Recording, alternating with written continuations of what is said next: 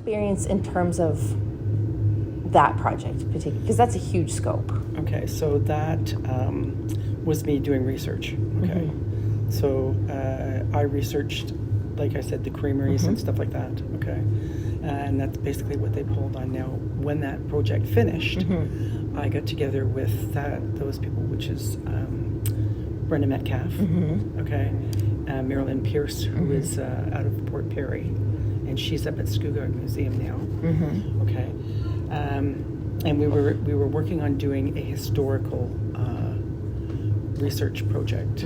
Okay, for whatever reasons that didn't pan out, but okay, the Durham. Brenda's still involved in stuff. Right. Marilyn is very much involved, okay, and stuff. So, and I just collect stuff as I go along in case they're going to call me. Okay. So, does your family have a history in agriculture and farming? No. Because it seems like Yeah, I got lucky. you just, but it feels like you have a passion for doing this digging, and like, is there a reason historically why you would have this bug, like why you would be a history treasure hunter? No, I'm sorry, there isn't. Okay. Okay. No, then that's great. It doesn't need to be a story, but it's still it's an interesting piece because not everybody. Well, in fact, most people don't ever have any idea of the history of where they live or where they grow up. When we moved here, okay, I made a point of going out and going through the entire area to see what was what, okay. So at that point in time, we had a lot of orchards and stuff like that.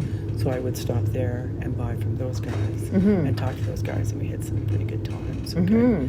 And the farmer across the field from me, Price, is, okay. Yes. You know, that family was so involved, okay, and I know that they still are, but not to the extent that Phyllis and Terry were. Right. Okay. And they gave me a lot of information, you know, and were very helpful. Phyllis was a dream, okay. All right. She is someone that I miss, and I'm sure that, would have been hugely. Absolutely.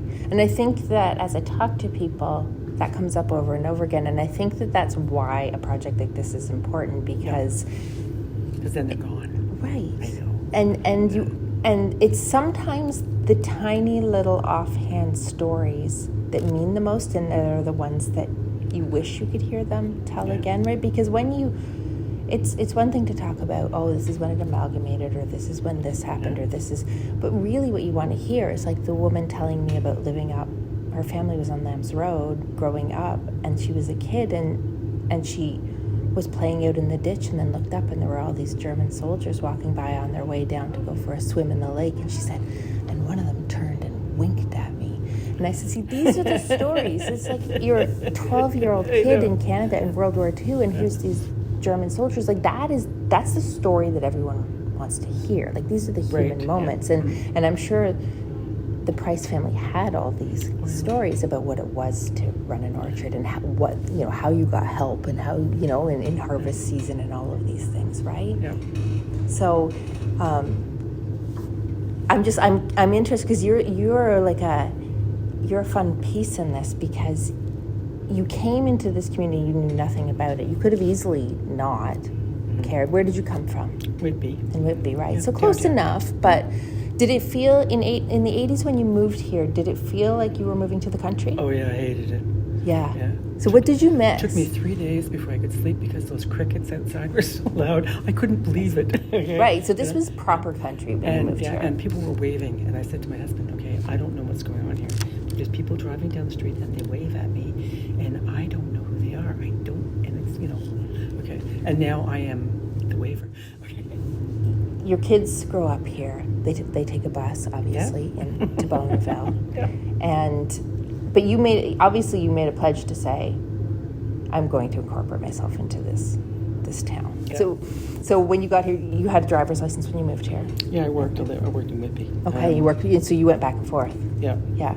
Yeah, until I no longer worked. I was raising the kids, joined the Horticultural Society here to try and make friends.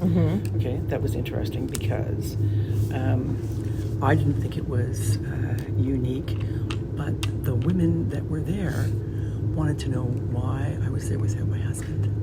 Why you were what? There without my husband. Oh. Okay. And when I came in, the men came up to me. They thought I was the speaker Okay, and I go, a member. Okay, so yeah, the whole thing was it was And this weird. is the 80s. Like, this Yeah. isn't the 50s. No, it was the 80s. Yeah. Wow. Yeah, it was interesting. And Okay. I mean, that would be a bit of a culture shock, right? Yeah, That it whole was. idea is like, well, I don't need a keeper. That's right.